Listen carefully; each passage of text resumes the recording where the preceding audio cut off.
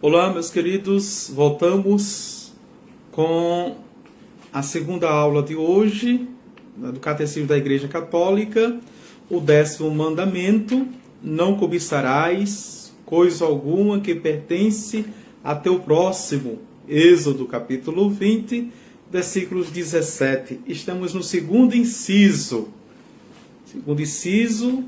que diz os desejos do Espírito. Vamos fazer o segundo e o terceiro inciso nesta aula e depois faremos na terceira aula o quarto inciso e o resumo. E terminamos essa terceira parte do catecismo para entrarmos na quarta parte. Então, página 652, número 2541.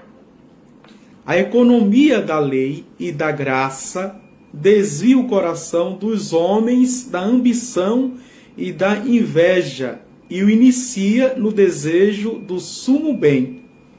Instrui-o nos desejos do Espírito Santo, que sacia o coração do homem.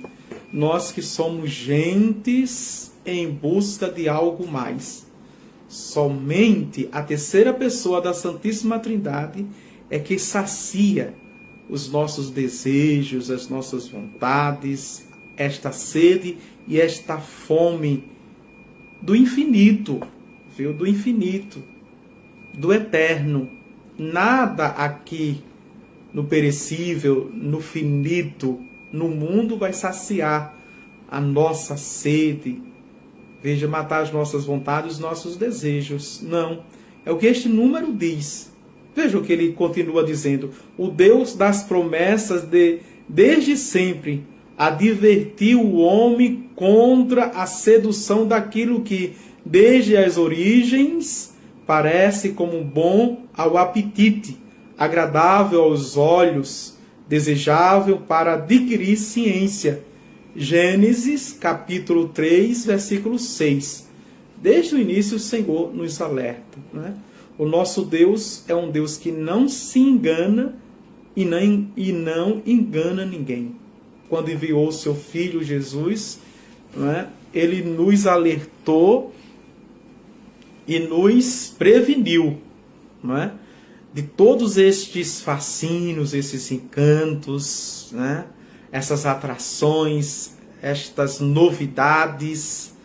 Veja, as seduções que o príncipe deste mundo coloca para nos enganar, para nos iludir, para criar dentro de nós o buraco de ozônio. Ou seja, quanto mais ele come, quanto mais ele suga, mais ele se abre.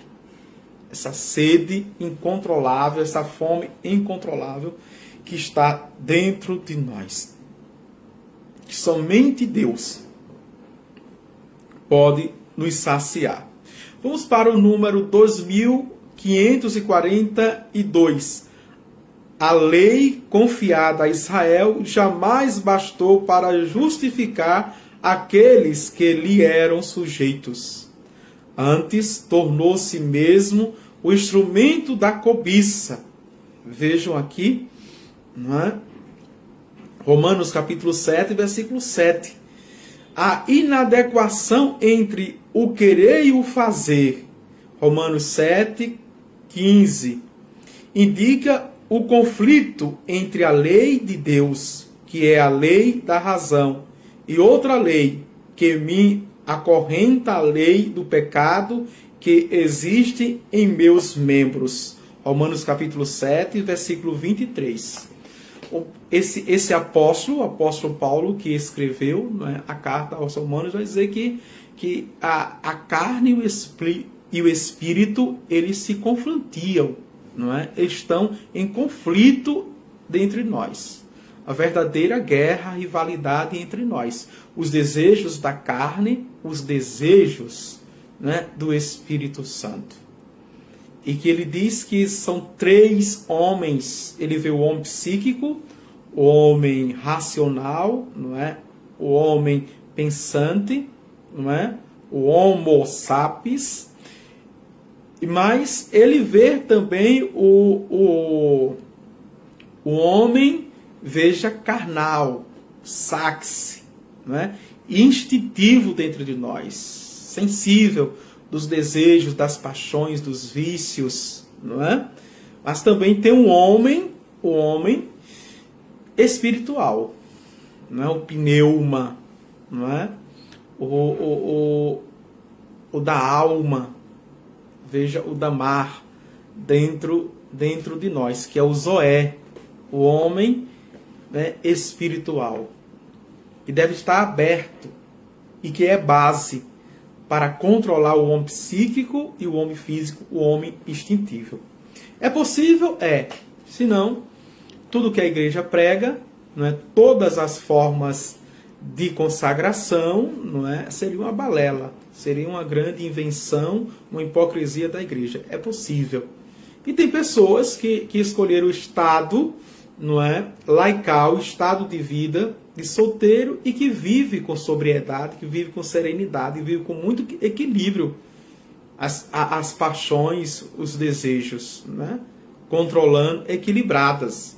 Então é possível sim, tá certo? Vamos para o último número desse inciso, 2543. Agora, porém, independentemente da lei, se manifestou a justiça de Deus, testemunhada pela lei e pelos profetas, justiça de Deus que opera pela fé em Jesus Cristo em favor de todos os que creem. Romanos capítulo 3, versículos de 21 a 22. Por isso os fiéis de Cristo crucificaram a carne com suas paixões e concupiscência. Gálatas capítulo 5, versículo 24. Eles são conduzidos pelo Espírito Santo. Romanos 8, 14.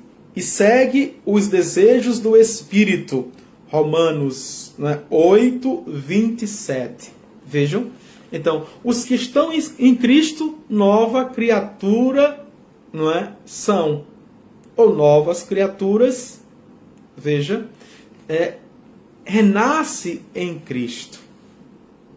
Veja, pela força do seu amor.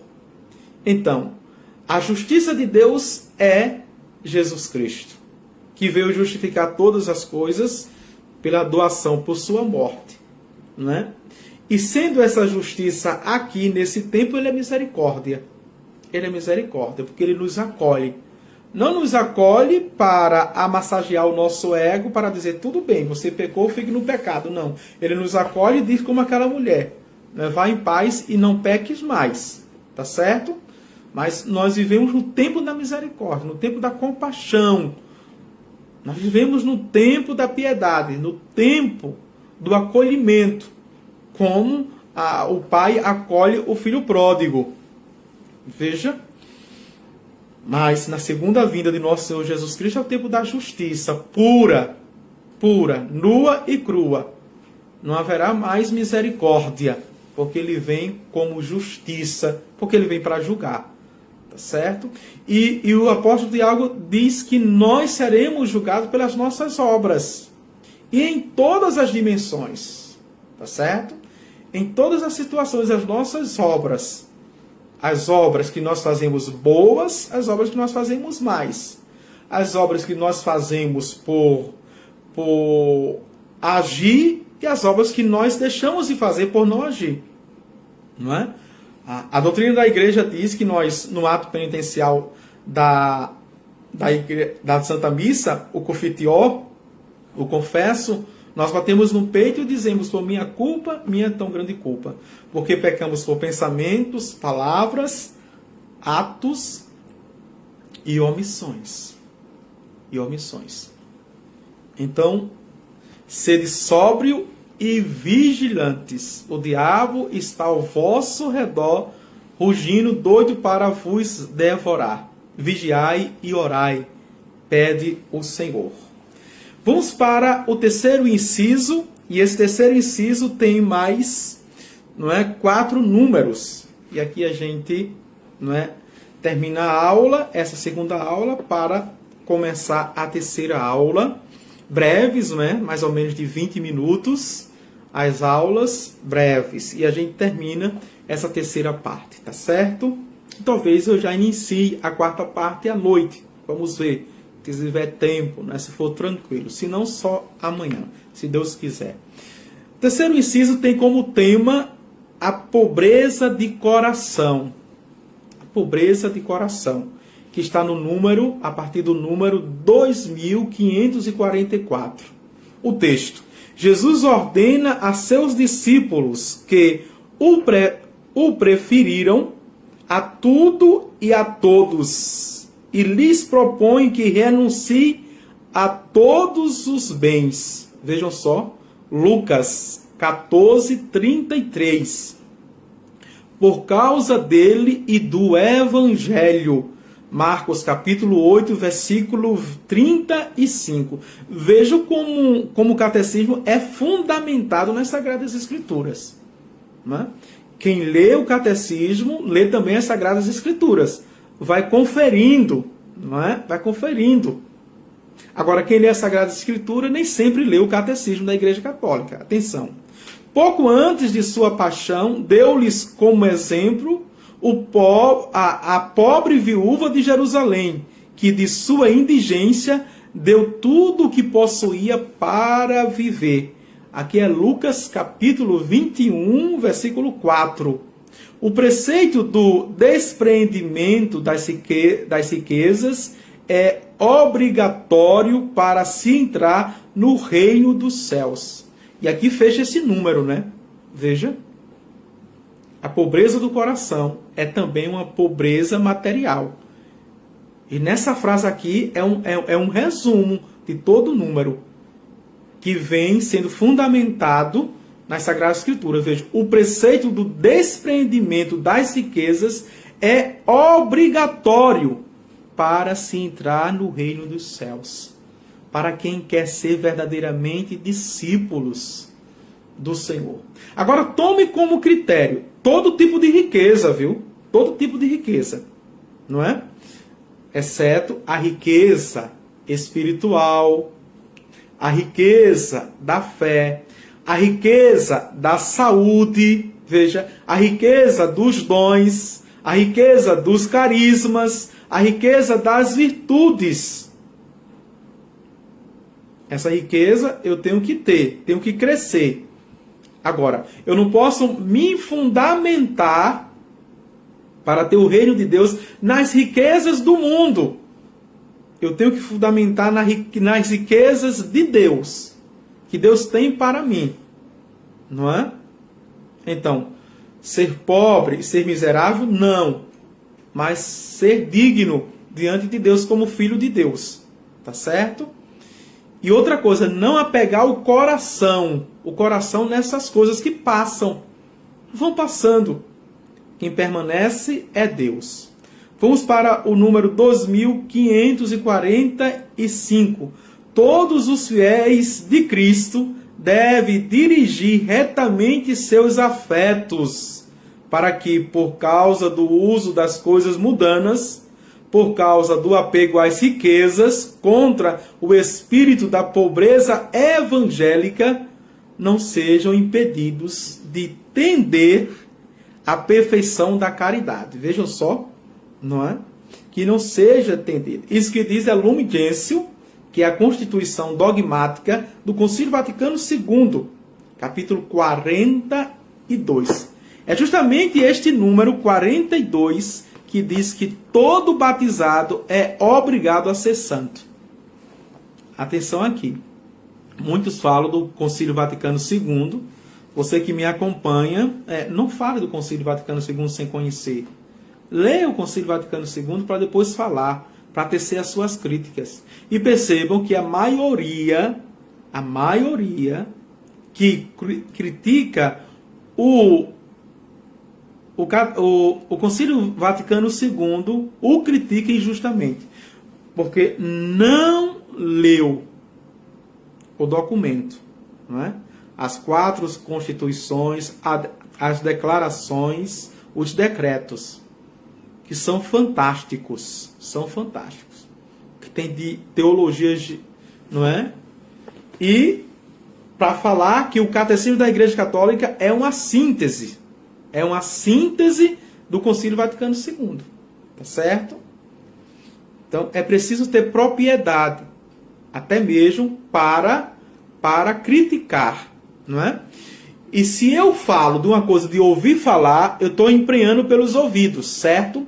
E se eu falo de uma coisa que eu não sei, isso é desonestidade intelectual. E aqui a gente diz, não é? Aqueles que falam sem conhecer que é Maria que vai com as outras, não é? E essa Maria não é Nossa Senhora, tá certo? Que Maria, Nossa Senhora, nunca foi com as outras. É piolho que vai na cabeça dos outros, tá certo? Então vamos lá.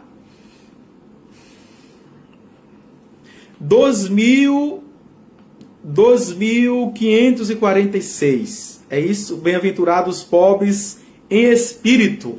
Mateus 5, 3. As bem-aventuranças revelam uma ordem de felicidade e de graça, de beleza e de paz. Jesus celebra a alegria dos pobres, a quem já pertence o reino. Veja, e é interessante aqui, porque ele diz com todas as palavras. E Lucas vai repetir isso no capítulo 6, versículo 20, as bem-aventuranças de Lucas. Certo? Fundamentado em Mateus, capítulo 5, não é? Versículo 3, e depois Lucas, capítulo 6, versículo 20. E diz o texto, um outro texto também, que é da segunda carta de São Paulo aos Coríntios, capítulo 8, versículo 9, que está, atenção, não é? Para São Gregório de Nissa. Paulo repete aqui, diz assim: o verbo se chama pobreza em espírito, a humildade voluntária de um espírito humano e sua renúncia. O apóstolo nos dá como exemplo a pobreza de Deus quando diz: ele se fez pobre por nós. Não é? Jesus se fez pobre por nós, para nos enriquecermos por dentro, não por fora. Não por fora apenas, mas por dentro. Atenção. Vamos para o último número, 2547. Diz assim: o Senhor se queixa dos ricos, porque encontram na provusão dos bens e o seu consolo. Lucas 6, não é? 24. Ai de vós ricos, que hoje ris, porque havereis de chorar. O orgulhoso procura o poder terreno, ao passo que o pobre em espírito busca o reino dos céus. Não é? Diz Santo Agostinho no seu sermão dominical. O abandono nas mãos da providência do Pai do céu liberta da preocupação do amanhã, não é? E aqui é fantástico. Mateus capítulo 6, versículos de 25 a 34. A confiança em Deus predispõe para a bem-aventurança dos pobres. Eles verão a Deus. Eles verão a Deus. Não é? Aqueles que são pobres de espírito, aqueles que são pobres de coração, aqueles que renunciam às fortunas e às riquezas deste mundo que passam, e para, né, ter o único tesouro escondido no campo, que é Jesus Cristo. Não juntei os vossos tesouros aqui na terra, aonde a ferrugem e a traça corrói, destrói, mas junteis nos céus, no reino de Deus. O Senhor esteja convosco, Ele está no meio de nós. Abençoe-vos Deus Todo-Poderoso, o Pai, o Filho e o Espírito Santo. Amém. Se você está com tempo, voltarei com a terceira aula desta tarde para terminar, não é, essa terceira parte do Catecismo da Igreja Católica e os mandamentos. Tchau, tchau.